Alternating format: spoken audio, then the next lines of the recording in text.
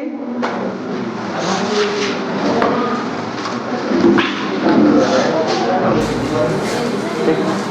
तो सबसे पहले हम समास को समझते हैं कि समास एक्चुअल में क्या है।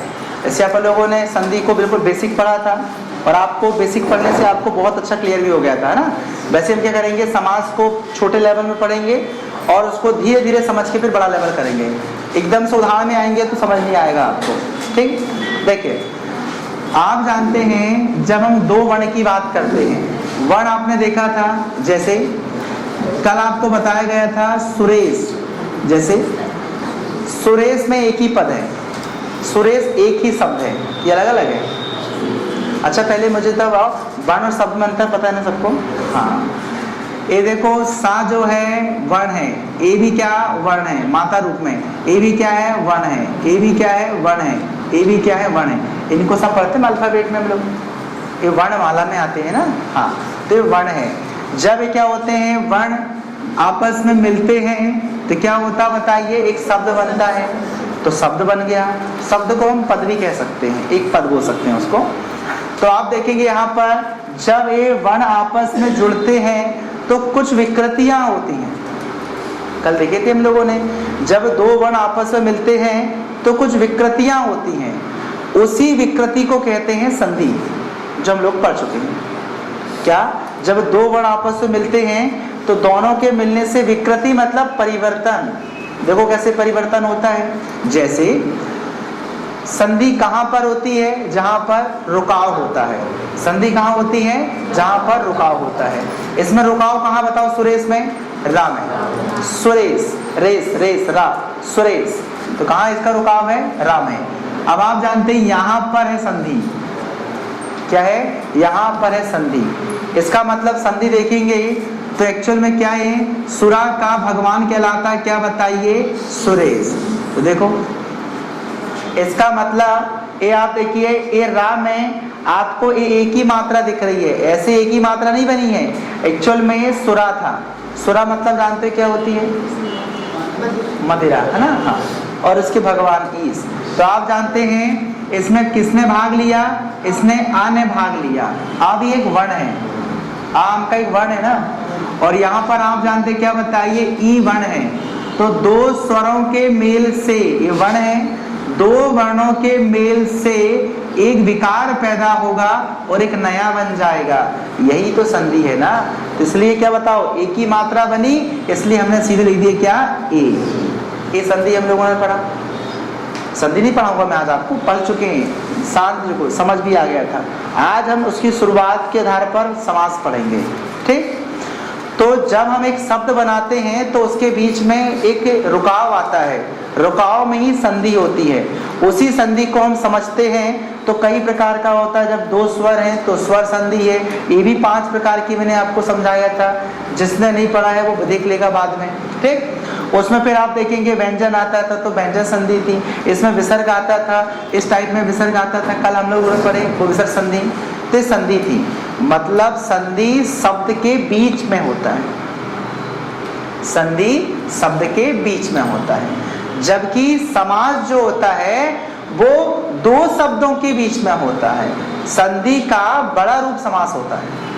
मतलब अभी तक आप एक शब्द में अंदर घुस रहे थे तो वो संधि थी, लेकिन आप जानते हो जब आपका एक शब्द ए है और दूसरे शब्द का जब इसके साथ कनेक्शन किया जाता है तब दो पदों का जो कनेक्शन होता है वो समास है। तो संधि और समास में एक्चुअल डिफरेंस ये है। संधि जो होती है वो दो वर्ण के मिलने से बनती है, वर्ण मतलब जानते हो वर्णमाला, और समास जो बनता है वो दो पदों के मिलने से बनता है, ठीक।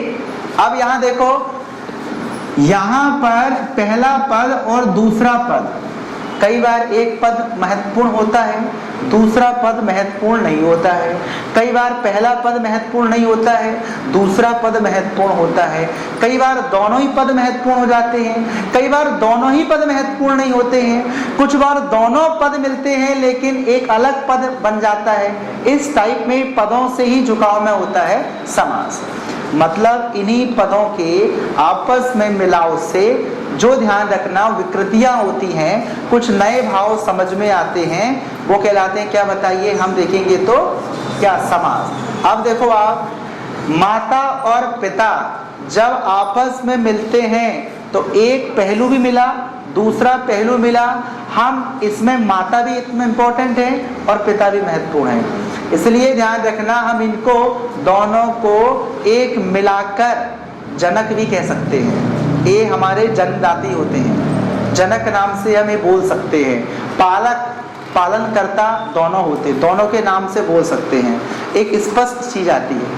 ठीक, तो हम समास को आप अभी इतना समझिए, जब अंदर घुसेंगे तब आपको डीपली समझ में आएगा। समास अभी आप इतना ही समझिए कि संधि क्या थी और समास क्या था। संधि दो वर्णों के मेल से आने वाली विकृति थी और समास दो पदों के, दो शब्दों के मिलाव से आने वाली विकृति है। क्लियर?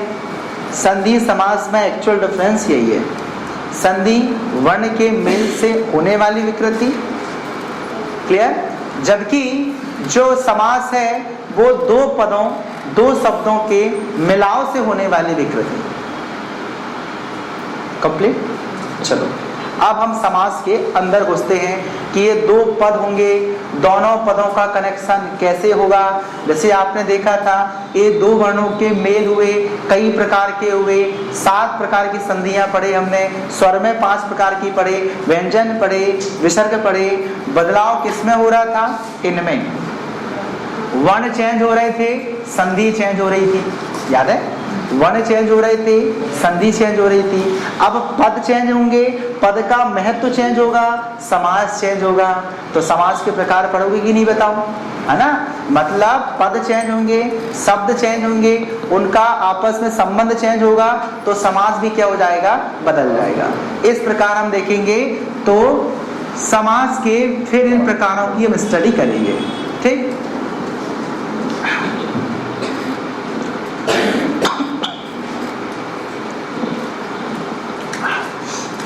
देखो सबसे पहले हम जैसे उदाहरण तौर पे एक समास की बात करते हैं। जैसे आएगा क्या बताइए? द्विगु समास। ठीक, आपको परिभाषा याद नहीं करना, पेपर में परिभाषा नहीं आएगी। और जब इस समास को हम कॉम्पिटिटिव एग्जाम में पढ़ते हैं ना, तो बहुत ही अंदर एक सूक्ष्म से पढ़ना पड़ता है। थोड़ी सी भी गलती होगी ना, सब कराए में पानी फिर जाएगा। अभी आप देखना, मैं आपको 2 समास पढ़ाता हूँ एक जैसे, आप देखना आपका दिमाग चकरा जाएगा।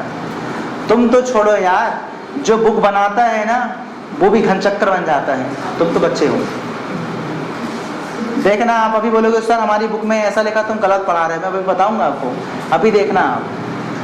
ठीक, मतलब ये बड़ी सूक्ष्मता की बारी होती है बेटा।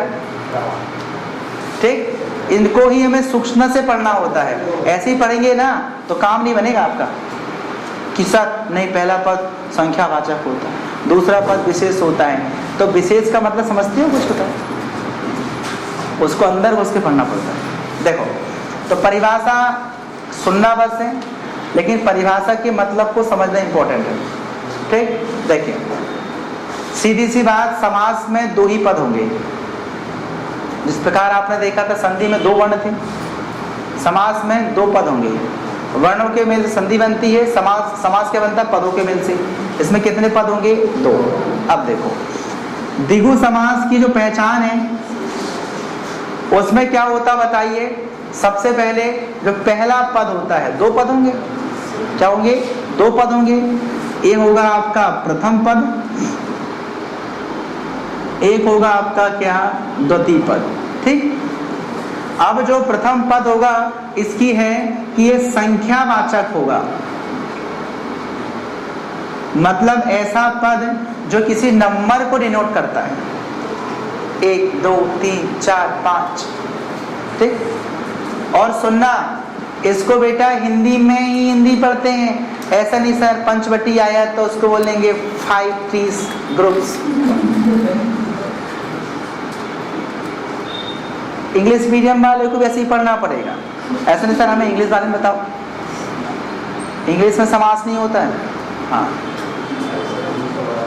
ठीक, नहीं तो क्या कर लिए चौराहा, 4 राह का समूह, द ग्रुप ऑफ 4 रोड्स। ऐसा नहीं पढ़ना, ऐसा नहीं आने वाला आपका, हिंदी पढ़ना पड़ेगा आपको। ठीक, तो क्या आता है, जो पहला पद होगा वो हो गया संख्यावाचक, मतलब ये नंबर को डिनोट करेगा, 1 2 3 4 5 इस टाइप में। ठीक, जो नेक्स्ट पद होता है वो विशेष्य होता है। विशेष का मतलब समझिए, ठीक है। आप जानते हो इनमें कोई भी वस्तु हो सकती है, ठीक, कोई भी वस्तु हो सकती है, लेकिन जब ये वस्तु इसके साथ ऐड होती है ना, तो आप जानते हो एक आपको आंखों में एक अलग दर्शन होगा। अभी बताऊंगा, अलग दर्शन होगा मतलब जब आप इन दोनों को मिलाएंगे ना, तो ये तो होगी कोई वस्तु होगी, कुछ ना कुछ वस्तु होगी, ऑब्जेक्ट होगा, लेकिन ऑब्जेक्ट की यहाँ पर संख्या बताई जाएगी। क्या, यहाँ ऑब्जेक्ट होगा और ऑब्जेक्ट की क्या बताई, यहाँ संख्या बताई जाएगी। लेकिन जब संख्या और ऑब्जेक्ट दोनों मिल जाएंगे ना, तो आप जानते हैं आपको कुछ एक खास बात दिखेगी। उदाहरण तौर पे देखो, ध्यान समझना, बहुत सूक्ष्म से पढ़ रहे हो, इससे थोड़ा दिमाग लगेगा आपका। अगर हमने बोले क्या बताइए, चौराहा,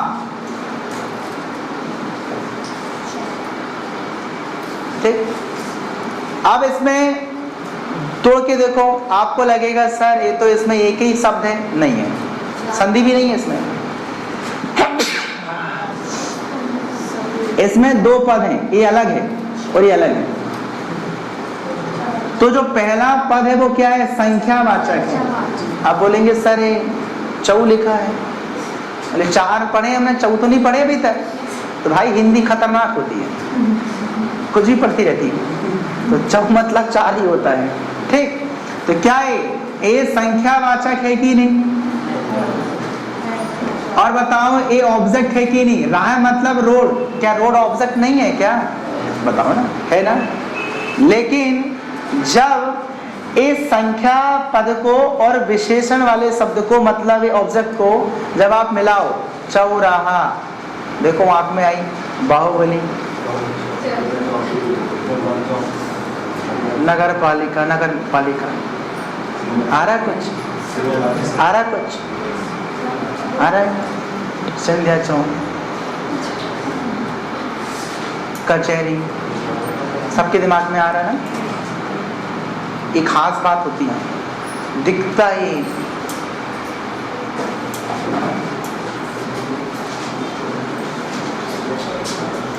ठीक, मतलब जो पहला पद होता है वो संख्यावाचक होता है, संख्या होगी 2 3 4। साथ में क्या आएगा बताइए, द्वितीय पद जो होता है वो कोई भी ऑब्जेक्ट हो सकता है। ऑब्जेक्ट मतलब जानते हो, कुछ भी वस्तु, लेकिन जब वो आपस में मिलेंगे तो आपको कुछ विशेष चीज याद आएंगी, उसमें स्पष्ट दिखेगा। और ठीक, अब लेकिन देखना यहाँ पर, अभी 2-3 उदाहरण इसके पढ़ लो, फिर मैं आपको इसमें कंफ्यूज करूंगा। हाँ, फिर कंफ्यूज भी करना मेरा काम है और उससे दूर भी करना मेरा काम है। ठीक, अभी तो मालूम एक समास पढ़ते हैं ना, बड़ा अच्छा याद हो जाता है, अरे अच्छा भी तो बहुत अच्छा बना, लेकिन जब दूसरे समास से तुलना करते हैं ना, तब बोलते हैं यार ये भी है, ये भी है ना। हाँ, थोड़ा जैसे आपने पढ़ा होगा पंचवटी,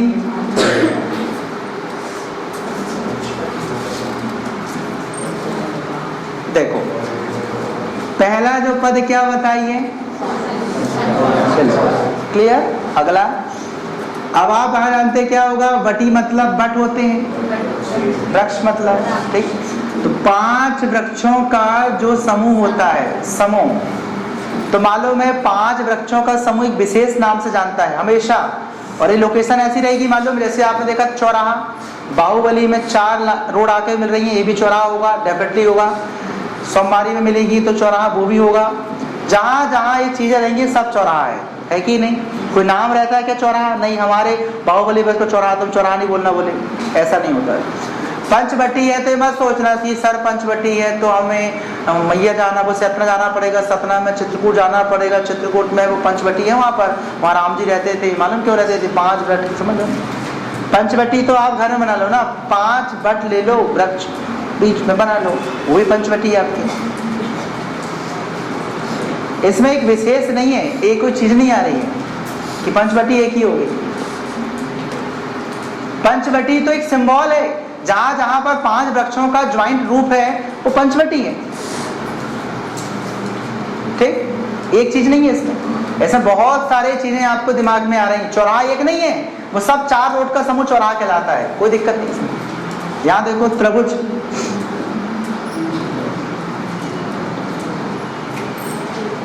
तीन भुजा समूह जो होती है, 3 भुजाओं का समूह हमेशा ऐसा होता है। भले आप ऐसा बनाओ, समकोण बनाओ, विषम बाहु बनाओ, समद्वि बाहु बनाओ, समबाहु बनाओ, सब क्या है? त्रिभुज है। तो आप एक व्यक्ति को डिनोट नहीं कर रहे हो ना, एक ऑब्जेक्ट नहीं आ रहा है ना, विशेष ऑब्जेक्ट नहीं आ रहा ना। और मालूम है जब एक विशेष ऑब्जेक्ट आएगा ना तो बेटा ये द्विगुणी रहेगा, कर्मधारा बन जाएगा। तुम्हारी बजेगी बैंड, अभी आके जाके देखो ना।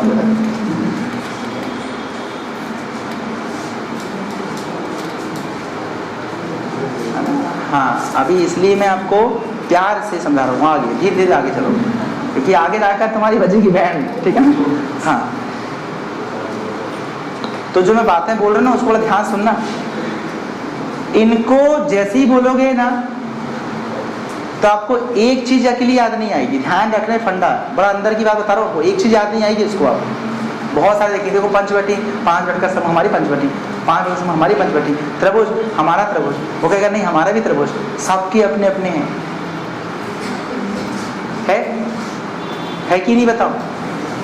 अब यहां देखो नवरत्न, जहां जहां पर 9 खास खास व्यक्ति रहेंगे, जहां 9 खास खास वस्तुएं रहेंगी, वो सब नवरत्न हैं।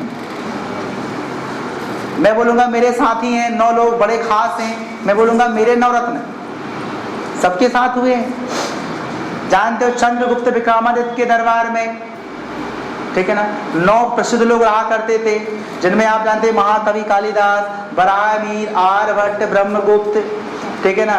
तो फिर आप जानते हैं सुश्रुत, तो फिर आप जानते हैं उसी में रहते थे कौन, छपड़ा, ठीक है ना, उसी में घटपड़ा। ये ऐसे 9 लोगों का एक समूह था जो राजा की इज्जत के प्रति हुआ करते थे, और वो 9 ही लोग रहा करते थे, तो वो उन्हें नवरत्न मानता था। वो मतलब 9 विशेष व्यक्तियों का समूह है वो नवरत्न। क्या उसी अकेले के हुए क्या? अकबर के भी तो नवरत्न थे ना, तो उसने भी 9 विशेष लोगों को नियुक्त कर लिया, उसके बन गया क्या, नवरत्न। मैं भी कर लूंगा, मेरे बन जाएंगे नवरत्न, तुम भी कर लो, तुम्हारे बन जाएंगे नवरत्न। एक ही है क्या? नहीं। और एक ही होता तो कर्मधार है, आगे पढ़ाऊंगा। इन्हीं चीजों को डिफाइन करना आपको, ठीक। चलो, समझ में आया? अब आगे पढ़ेंगे हम।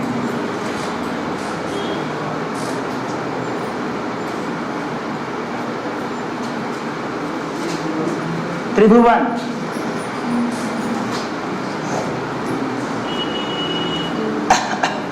त्रिभुवन मतलब 3 भवन का समूह।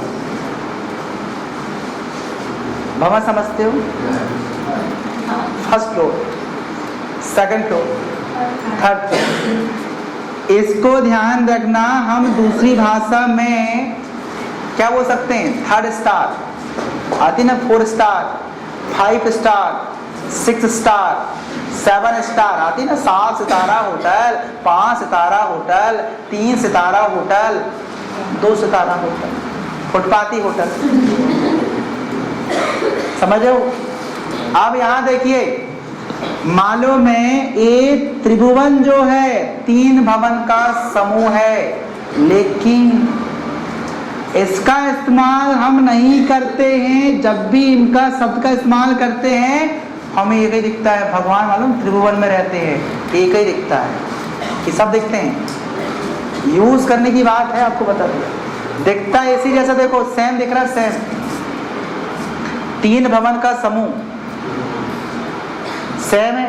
देखो सब वही चल रही है अपनी बात, एक ही बात चल रही है। लेकिन त्रिभुवन जब आएगा 3 भवनों का समूह, तो मालूम है त्रिभुवन आरती में होता रहता है। आप जाते हो ना गणेश जी की आरती, दुर्गा जी की आरती, उसमें रहता त्रिभुवन, त्रिभुवन के स्वामी।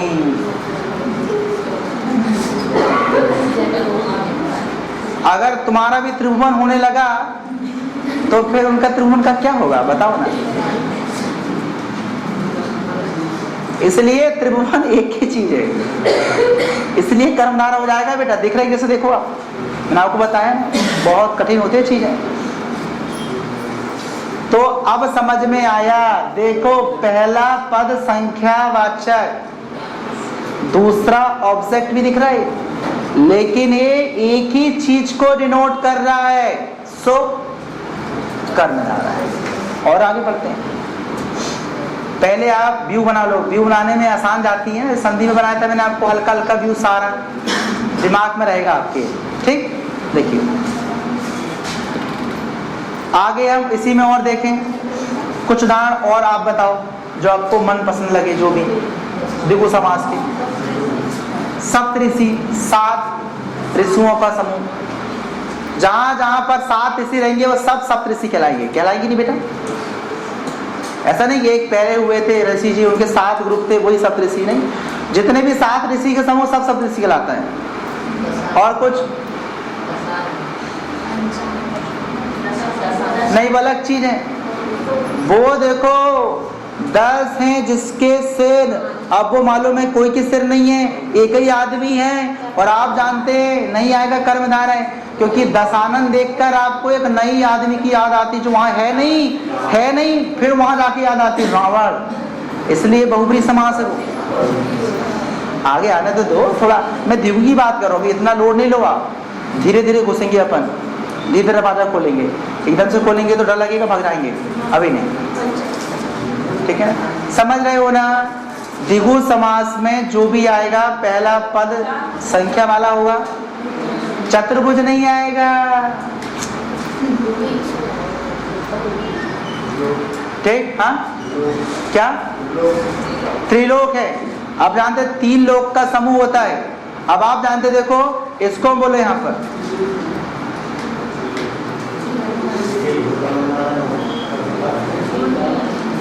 ठीक। अगर अब यहाँ क्या आएगा, देखो एसी में देखो कितनी सारी चीजें हैं। त्रिलोक मतलब 3 लोक। ठीक, अब आप बोलोगे सर त्रिलोक तो एक ही है। नहीं है भैया। क्यों?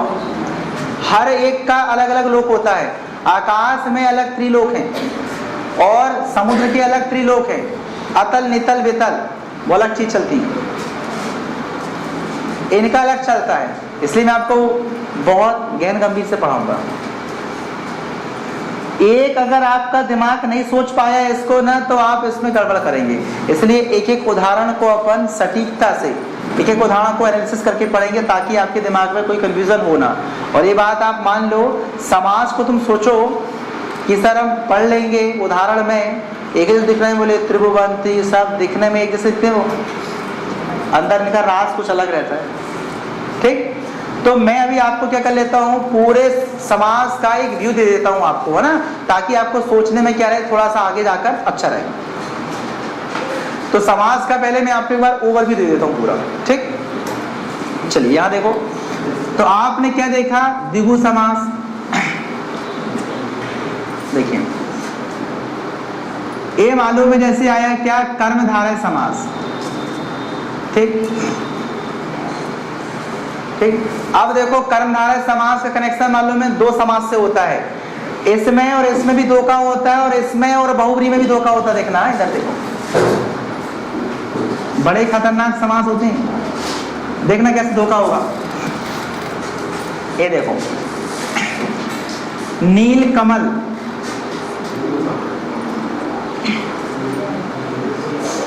ठीक, सुनो जरा, नील कमल।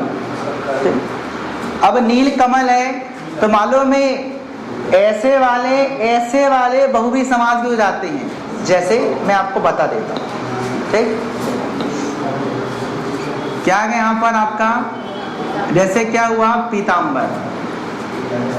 ठीक है, क्या आएगा बताइए, लंबोदर।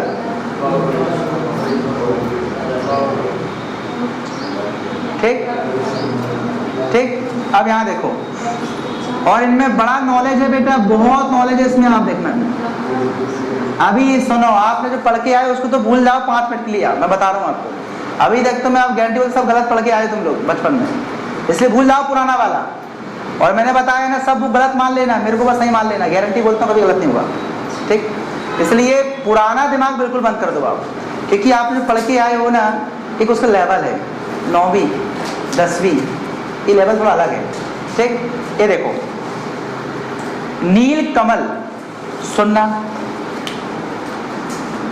जिसका ध्यान रखना कमल कैसा हो, नीला हो।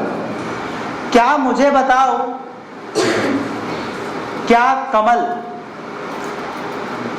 कमल अगर नीला है तो नील कमल नहीं है क्या? जितने भी कमल ला लो आप, वो सब क्या अगर नीले हैं तो नील कमल है कि नहीं, बताओ, है? लेकिन ध्यान रखना, जब मैं यहां कमल की बात कर रहा हूं, तो यहीं पर बात खत्म होनी चाहिए, दूसरी बात नहीं आनी चाहिए, तो कर्मधारय है। और दूसरी बात आ जाए तो ये बैठा है बाजू में, देखो कैसा, देखो समझो अब, लंबा है उदर जिसका, अर्थात गणेश जी देखो वो बैठे हैं समझ आ रहा है आपको? बोलते लंबोदर महाराज की जय, आया यार? हाँ, तो यहां देखो, लंबा है उदर जिसका, अर्थात गणेश जी आता है ना, सिंबल आता है ना, स्पेशल व्यक्ति का नाम याद आता है ना, तो मालूम है ये यहां से उठ के कहां पहुंच जाएगा।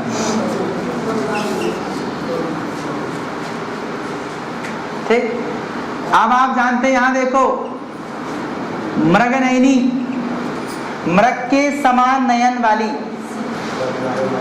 अब आप जानते हो, मालूम में जितने भी ध्यान रखना पति होते हैं, उन सबकी पत्नी की आंख उसको मृगनयनी दिखती है।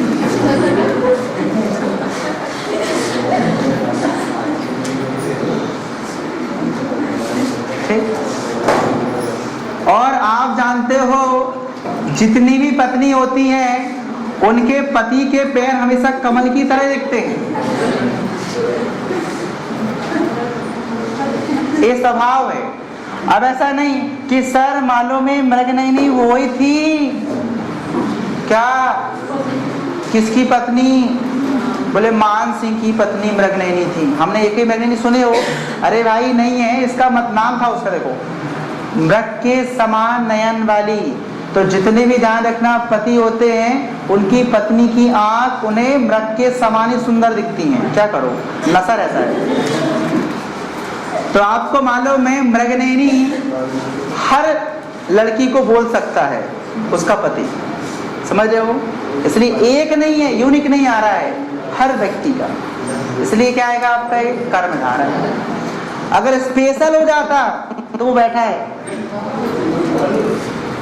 मैं आपको अंदर घुसूंगा, एक एक करके पढ़ाऊंगा, बहुत नियम बताऊंगा, फिर नियम नहीं मतलब समझाऊंगा आपको, लेकिन आपको मैं ओवर भी दे देता हूँ, तो आपको आगे थोड़ा सोचने विचारने की क्षमता विकसित हो जाए, आपके मत्थे में जो दही जमा वो थोड़ा पिघल तो जाए, तब तो मजा आएगा अंदर पढ़ने में। देखो यहाँ पर चरण कमल है भाई, ये बेटा, जितनी पत्नियां उनके सबके पति के पैर कैसे देखेंगे, कमल की तरह। ये प्रभार है, उपमा करते हैं, तुलना करते हैं उससे। ये भी क्या आएगा, कर्मधारय है। अब यहाँ देखो जरा, यहाँ देखो, हाँ, ये इसकी तरह जुड़ा, देखो मैं दोनों को लिंक करा रहा हूं सबको। हाँ, ये देखो दशानन,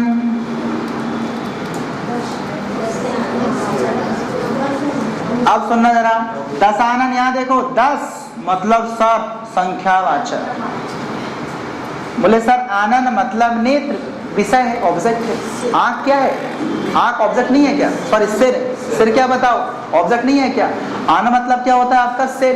तो आप जानते हैं सिर भी क्या ऑब्जेक्ट है। इसका मतलब क्या है, ये देखो दिगु में बैठ रहा है कि नहीं, बताओ, बैठ रहा है। इसलिए परिभाषा लोकल होती है, बच्चों को घुमाने के लिए, रट्टा मारने के लिए, काम नहीं आएंगी आपकी। अब क्या है, 10 मतलब गिनती, संख्यावाचक, विशेष मतलब ऑब्जेक्ट है कि नहीं, बताओ, आनंद, सिर।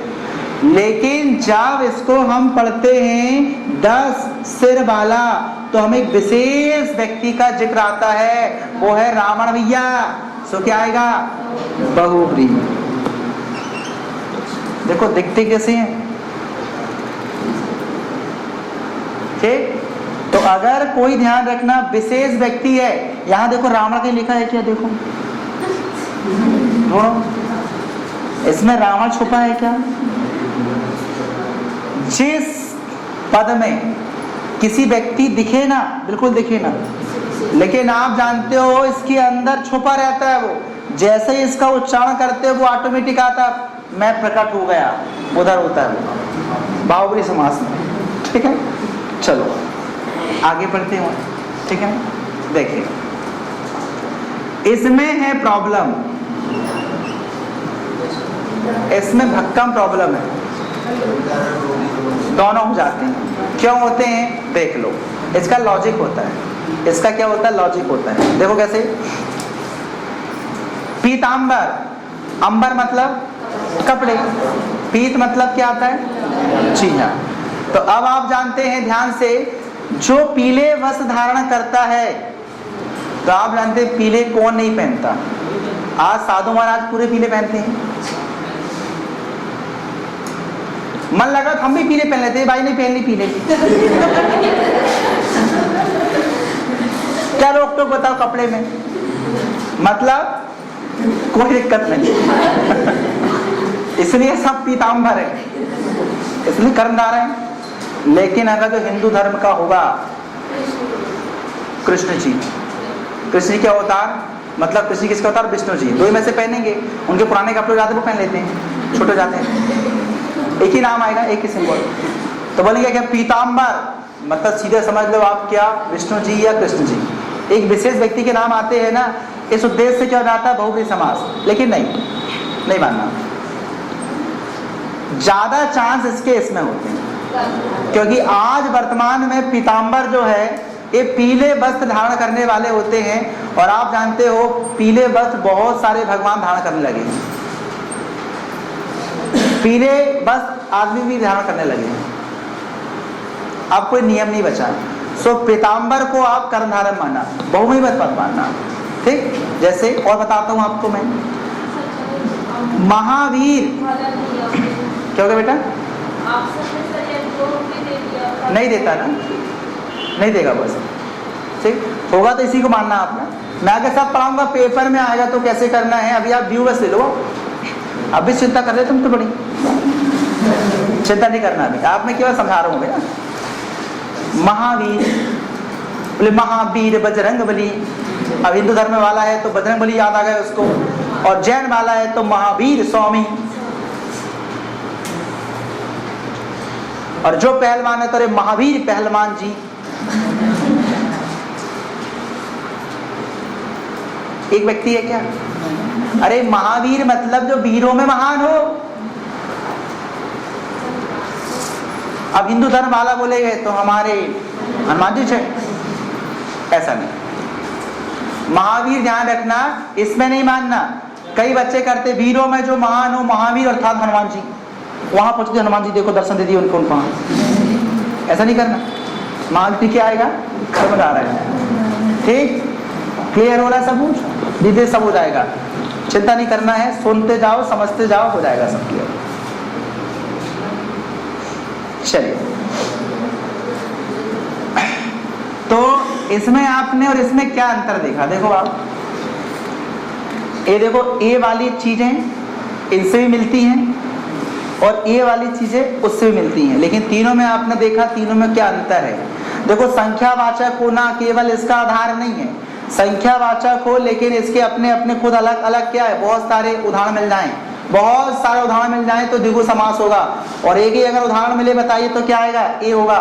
और देखे ए लेकिन इसमें रहे ना और प्रकट हो जाए, ए रहेगा। अब समझ में आ रहा है? एक बार फिर सुन लो। देखो ए संख्या से कोई मतलब नहीं हमारा, ये दशानन में यहाँ लिखो, लेकिन देखो निशान उधर पाला हूँ, गलत मत समझ लेना आप लोग। यहाँ देखो ए संख्या दिख रही है सब, तो केवल संख्या का आधार द्विगु समास नहीं है। देखो जब भी ए उदाहरण आएगा संख्या से आपके दिमाग में मेप बनेगा। भाई मेप अगर आपको बहुत सारे देखें, जैसे बता चौराहा, पंचवटी, ऐसा रहे तो द्विगु, द्विगु। जब ध्यान रखना ए अगर कुछ भी हो शब्द केवल एक दिखे, सामने से देखिए वो क्या आएगा, कर्मधारय। और ऐसे में ना देखिए लेकिन अचानक प्रकट हो जाए, दशानंद जी प्रकट हो, वो है प्रकट उधर, मतलब रावण प्रकट हो गया। नाम कुछ ले रहे हो, नाम कुछ ले रहे हो, उधर प्रकट हो रहे हैं, तो क्या आएगा वहां पर, जी। यहां देखो ध्यान से जरा, यहां से प्रकट होते देखना,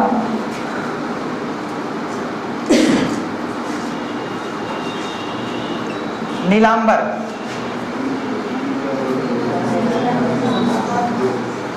नीले वस्त्र जो धारण करता हो, अर्थात शंकर जी देखो प्रकट होकर वहां। इनका एक तरफा है, एक तरफा है। अब सर मैं भी नीला पहनता हूँ, बात अलग है, तुम्हारी बात अलग है। वहां शंकर जी पहन रहे, देखो शंकर जी प्रकट हो गए। यहाँ देखो नीलकंठ, नीला है कंठ जिसका, अर्थात प्रकट हो गए। समझ रहे हो ना सिस्टम, वहां प्रकट हो रहा है। देखो यहाँ नीलकंठ में शंकर जी दिख रहा है तुमको, क्या कहीं दिख रहा है क्या, लेकिन बुलाओ जरा, प्रकट हो जाते हैं, बहुव्रीहि समास। और यहीं आते हैं बुलाए तो कर्मधारय समास, उधर जाके प्रकट होते, दूर जाके तो बहुव्रीहि समास। समझ में आ रहा है, आ रहा समझ में? हाँ, ये मतलब क्या है नीलकंठ। अब बोलेंगे सर नीला पोतली हमने नीलकंठ, हम भी महाराज, ऐसा ठीक। अब यहां देखो ध्यान से समझना, ये कहां जा रहे हैं, उधर, उधर जा रहे हैं ज्यादा, ठीक।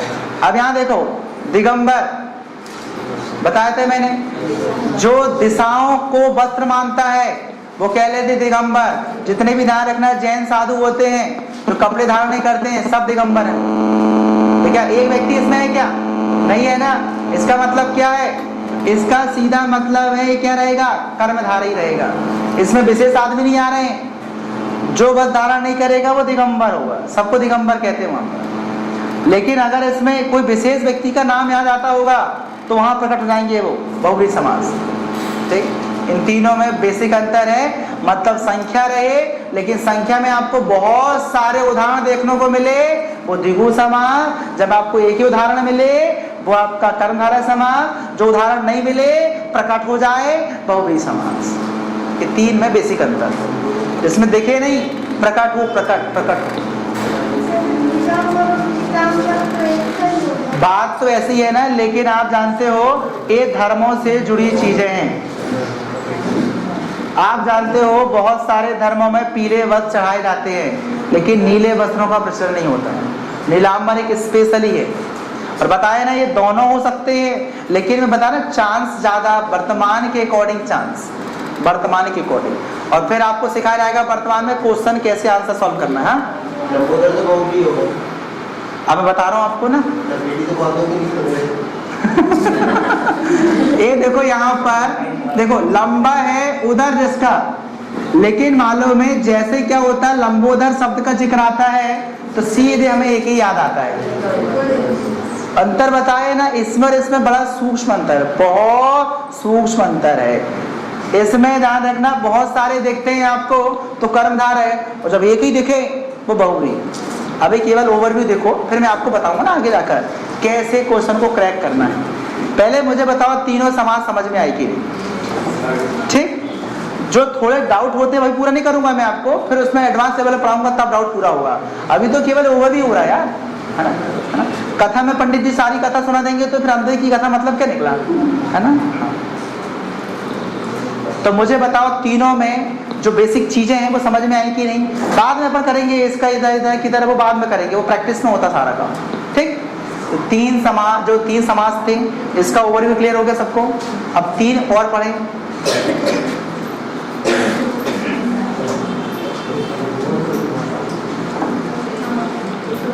यहां देखो ध्यान से, ठीक है। मालूम में ये जो कर्मधारय है ना, कर्मधारय एक और गड़बड़ करता है।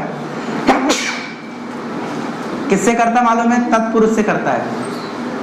देखना कैसे कपड़ा करते हैं। ठीक, यहां देखना।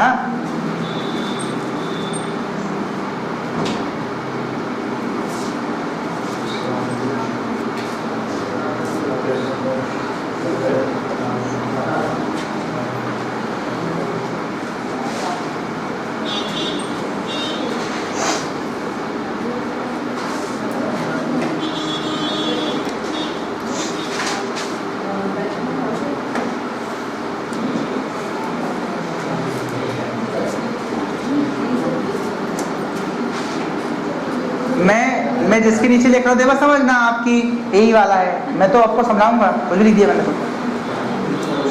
ये देखते बेटे जैसे हैं, देखना, सुनना।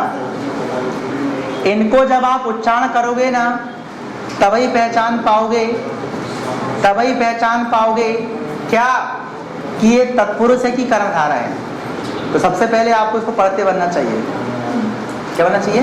पढ़ते। आप हिंदी मत सोचना कि सर हमें एक बार देख लेंगे, याद कर लेंगे, बन जाएगा। नहीं बनने वाला, बिल्कुल नहीं बनेगा। इसको पढ़ के बताओ क्या है। अच्छे से बोलो। राजा कपूर। देखो ध्यान समझना, जहां पर द्वितीया से लेकर सप्तमी तक की विभक्ति यूज होती है वो सब तत्पुरुष समास है। मतलब विभक्ति जानते हो ना, कर्ता ने छोड़ दो, प्रथम वाली छोड़ दो, पृथ्वी वाली छोड़ देना है, ने वाला छोड़ देना है, कर्ता ने छोड़ दो, कर्म को ऐड करो। क्या आएगा? कर्ता ने कर्म को करण से संप्रदान के लिए अपदान से संबंध का अधिकरण में, बस संबोधन है नहीं, संबोधन तो आखिरी हो गई। मैं तत्पुरुष समास पढ़ाऊंगा जब आपको डिटेल से अंदर घुसे पढ़ाऊंगा, अभी तो ओवरव्यू हो रहा केवल। मतलब ये देखो, फिर इसके अंदर घुसूंगा ना, अरे वो भी बड़ा कठिन है। अंदर देखना आप यहाँ पर तृतीया और पंचमी में एक ही जैसा दिखता है। देखना यहाँ पर, ना देखो, कर्ता वाला क्या आएगा? ने वाला, इसको छोड़ दो। कर्ता ने कर्म को, क्या आएगा? करण से, क्या आएगा बताइए? क्या आएगा? अपदान का, सॉरी संप्रदान आएगा, संप्रदान के लिए, अपदान से, ठीक है ना, संबंध का अधिकरण में संबोधन है। ये छोड़ दो, ये तीन, कितनी है? 6। ये विभक्ति यूज होती है। लेकिन अब देखना यहाँ पर, ये मालूम है से और से, हाँ ये तुम्हारा दिमाग खाएंगी आगे जाकर, लेकिन चिंता मत करो, मैं बैठा हूँ। ठीक, मैं रहते हुए को दिमाग नहीं खाएगा। इसमें देखना आप, से और इसमें क्या अंतर है देखना, इनमें और इनमें क्या अंतर है। दिखता अंतर कुछ नहीं है, लेकिन अंतर करना पड़ता है। जैसे देखो, मैंने चाकू से मारा,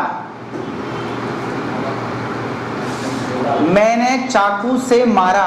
अब आप जानते हो चाकू से मारते हैं तो चाकू को हाथ में लेकर मारते हैं।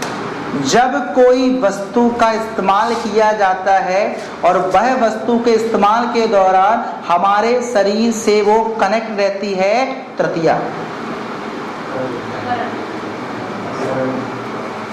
मैं आगे पढ़ाऊंगा डिटेल से यार, तुम छोड़ो, अभी मैं ओवर भी दे रहा हूँ, टेंशन मतलब थोड़ा थोड़ा मैं सुना दे रहा हूँ अंदर घुसने के पहले, नहीं तो बोलेंगे सर कहाँ आ गए अपन, ऐसा नहीं। लेकिन आराम से अंदर आएगा। पंचमी में क्या होगा वो आप देखना, ठीक है। लड़का छत से कूद गया तो छत को लेकर कूदा कि छत को छोड़कर कूदा? हाँ, अब समझ में आ गया। ऐसे अंतर समझाऊंगा, अंदर बिल्कुल समझ में जाएगा। एक बार से मैं साथ में लेकर होगा, बोलेगा मैं पेंसिल से लिख रहा हूं, से पेंसिल से कैसे लिखते हैं? संजू की पेंसिल लिख दे, अरे हाथ देखना पड़ेगा। मैंने पत्थर से मारा, इतना बड़ा पत्थर से मारोगे, कैसे मारोगे? ऐसा, वो छूट जाता है। ये सब इसको अप्लाई करके पढ़ाएंगे तब मजा आएगा। अभी आप थोड़ा ओवर भी देख लो आप, ठीक। तो विभक्ति में टेंशन नहीं लेना है, समझा दूंगा मैं आपको, चिंता नहीं करना, बिल्कुल यही समझ में आएगी। बस आप इनको देख लो, अभी इनको इकट्ठा पढ़ लो, आप अलग अलग पढ़ाऊंगा तब अलग अलग अंतर बताऊंगा, अभी सिंपल समझ लो आप। अब यहाँ देखना, हाँ जरा देखो, राजपुत्र, राजा का पुत्र, तत्पुरुष है कि नहीं? तो बाद में पढ़ेंगे, षष्ठी है सप्तमी बाद में है, कोई दिक्कत नहीं, तत्पुरुष है कि नहीं ये देखो आप है। इनके बीच में इन विभक्ति का इस्तेमाल होगा, चिंता मत करो। अब आप बोलेंगे, यहाँ देखना, आप बोलेंगे देखो नील कमल, अब इसको देखो, आप बोलेंगे सर हम तो ऐसा पढ़ लेंगे, देखो क्या आएगा, क्या बोलेंगे, नीला का कमल, ऐसा कुछ भी नहीं पढ़ना, नीला के लिए कमल, नीला से कमल, पढ़ लो आप, आपकी मनमर्जी, जमेगा क्या, क्या आएगा बताइए, यहाँ पर क्या आएगा, उल्टा होता है देखो, ठीक है ना, इसमें क्या आएगा देखो, नीला है जो कमल, या नीला है कमल, है में संबोधन आता है, आएगा नहीं। तो जब आप इनका बोलेंगे ना, या बोलेंगे क्या कमल आएगा जो, ठीक है ना, वो कमल है नीला है, तो आप उल्टा पढ़ेंगे तो विभक्ति यूज नहीं होगी, करके देख लो आप, नीला है कमल, ठीक है ना, कमल है जो नीला, नहीं आएगा, नहीं आएगा, करके देख लो आप। जैसे आया मृग नैनी, मृग के नयन, बिल्कुल नहीं, मृग के समान नयन, यहां बताओ के समान याद है, यहाँ पर के आ रहा है कहीं, नहीं आएगा, को आएगा, के नहीं आएगा, समझ में आया? इसका मतलब आप इसमें बेटा और इसमें तभी समझ में आएगा जब इनको आप पढ़ते बनेगा तब, बाकी दोनों में बड़ा अंतर नहीं होता कुछ भी। देखो आप, राज आज्ञा, राजा की आज्ञा, की आया, इसलिए क्या आएगा तत्पुरुष। राजधर्म, राजा का धर्म, जानते हो? अब आप जानते हैं यहाँ क्या आएगा, जनहित, जन के लिए हित, जानते क्या आएगा यहाँ पर, ए वाला जो है से वाला, इसमें ए वाला देखो के लिए आया ना, जनता के लिए या जनता के हित के लिए आया ना। तो आप जानते हैं ये जब भी आप इनको इस्तेमाल करेंगे ना, तो मालूम है आपको वो 6 विभक्ति का इस्तेमाल हो जाएगा, तो समझ आना तत्पुरुष है, और नहीं हो रहा है ना तो समझ आना कर्मधारय है। दोनों में सूक्ष्म अंतर है, इसलिए पेपर में आता है ना तो कर्मधारय और तत्पुरुष में सर्वाधिक कंफ्यूजन होता है, बहुत ज्यादा होता है, ठीक। अब यहां देखो, मान हानि,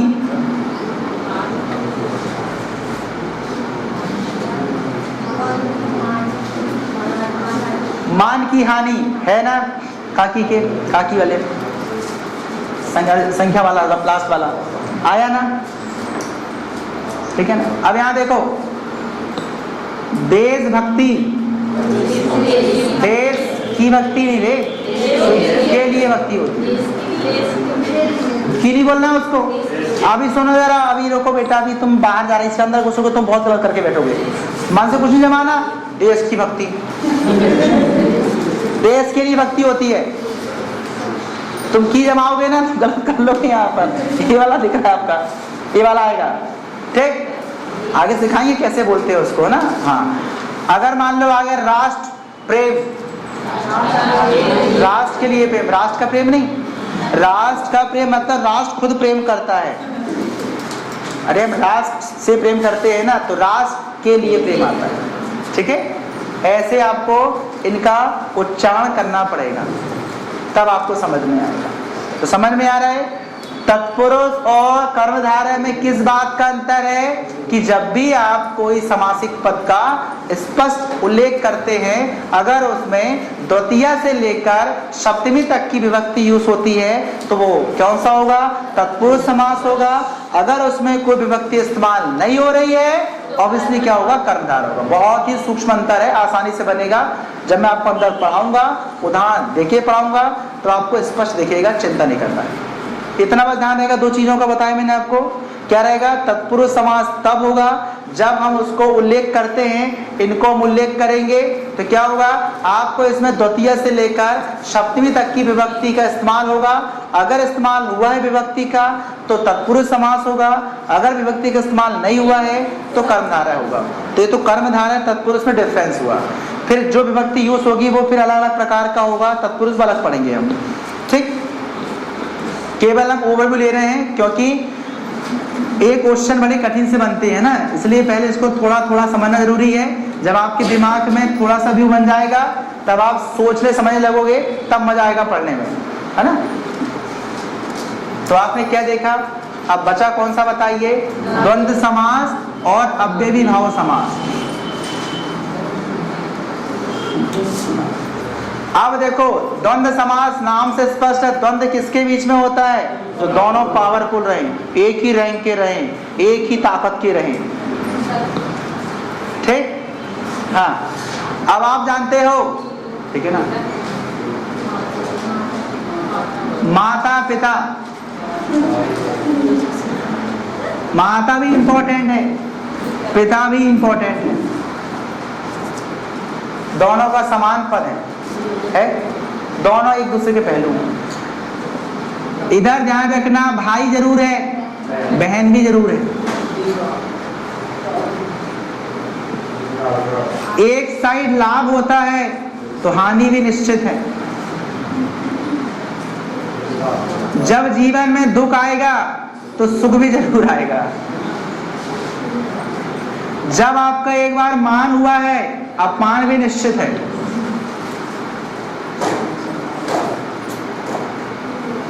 समझ रहे हो, ये तो बिल्कुल सिंपल रहता है, इसमें तो हेडेक ही नहीं है। ये तो बड़ा सीधा साधा भोला भाला, कोई दिक्कत नहीं। ये बेचारा द्वंद्व को दिक्कत ही नहीं है। इसमें दोनों पद बिल्कुल इक्वल प्रधान रहते हैं, इसके बिना ये नहीं, इसके बिना ये नहीं, सब ये पहलू हैं। तो द्वंद्व समास में तो दिक्कत ही नहीं है, सीधी सी बात है। दिक्कत किसी को क्या, सिंपल है, बिल्कुल सिंपल है द्वंद्व समास। ठीक, अब आप देखो इसमें अब बचा आपका अव्ययीभाव समास। ठीक, क्या बचा, जी हाँ,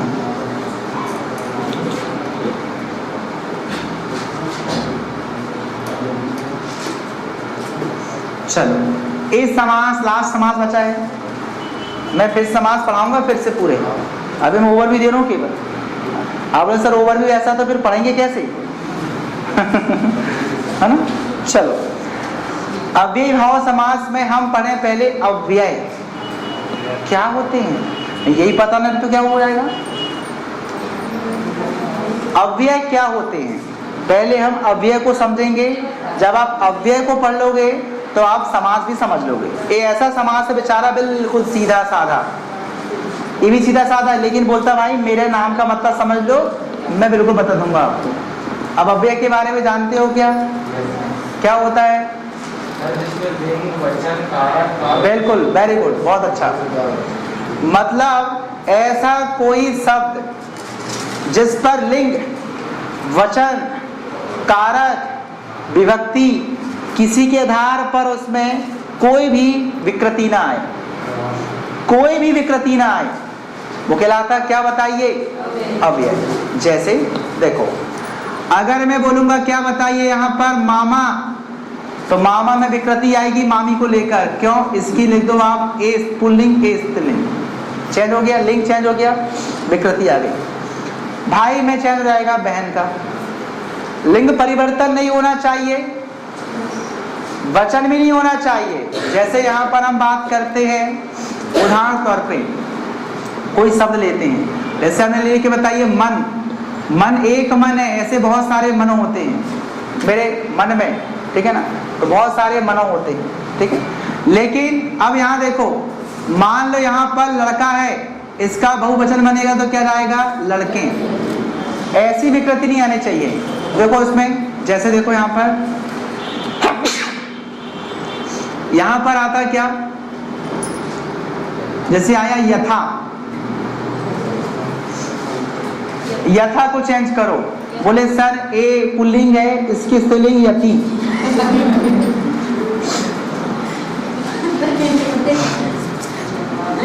यथा की स्त्रीलिंग यति होगा।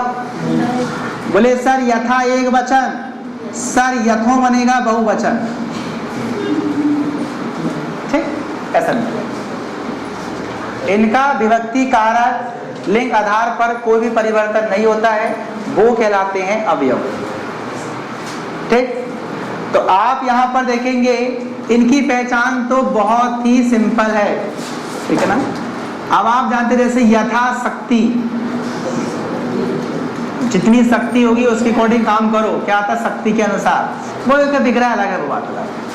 हमें पहचान करना पहले समास, वो विग्रह बात की चीज है, शक्ति के अनुसार वो लगे। यथा शुरू का पद अव्यय होता है, सबसे बेस्ट पहचान इसकी यही है, अव्यय होता है। अव्यय मतलब इसमें लिंग कारक वचन का प्रभाव बिल्कुल नहीं पड़ेगा। आजीवन, आ क्या है, अव्यय। आ का बनाओ, कुछ बनाओ इसको, बनेगा कुछ नहीं आएगा। फिर आता अजन्मा,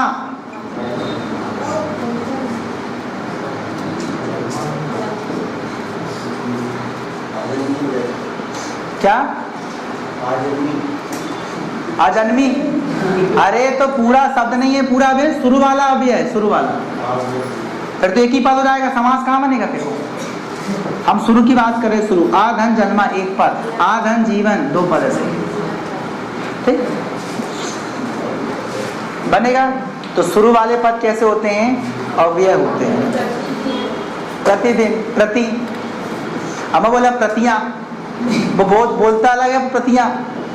एक्चुअल में हम बात करते प्रति मतलब होता क्या बताइए, एक। अब वो अगर बोलेंगे प्रतियों मतलब एकों, वो अलग हो गया। प्रति का नहीं होता, वो तो हम यूज करते हैं नॉर्मल, इसकी प्रतियां पहुंचाना। प्रतियां पहुंचाना मतलब प्रतियां नहीं रहा, उसकी तो बहुत सारी कॉपी हो गई, बोला क्या, ठीक। प्रति मतलब भी क्या बताइए, अव्यय है। तो जहां पर ए शुरू वाले जो शब्द इस्तेमाल होते हैं, पद इस्तेमाल होते हैं, अगर ये अव्यय हैं तो क्या आएगा बताइए, अव्ययीभाव समास। बहुत सिंपल है, ये भी सिंपल है। शुरू का पद ही आपको दिख जाएगा अव्यय, समझ जाना अव्ययीभाव समास है, ठीक। तो ये होता आपका पूरे 6 समास का ओवरव्यू। अगर आप इतना पढ़ लोगे तो नेक्स्ट बार जो समास पढ़ेंगे तो अब आप हक से कह सकते हो, मेरे से बहस कर सकते हो, मतलब आपको मैंने बहस करने योग बना दिया। अब मजा आएगा पढ़ाने में, जब तक सामने से क्वेश्चन उबल उबल के ना आए तो पढ़ाने में मजा नहीं आता है। अब इतना आप इतना जरूर पढ़ लिए, इतना नॉलेज हो गया है कि उबलना शुरू कर दोगे आप। अब देखना बहुत सारे कंफ्यूजन होंगे इसमें, अब वही डाउट अपने को कंप्लीट करना है, ठीक। चलो तो 1 रेवा खंडे खत्म करो।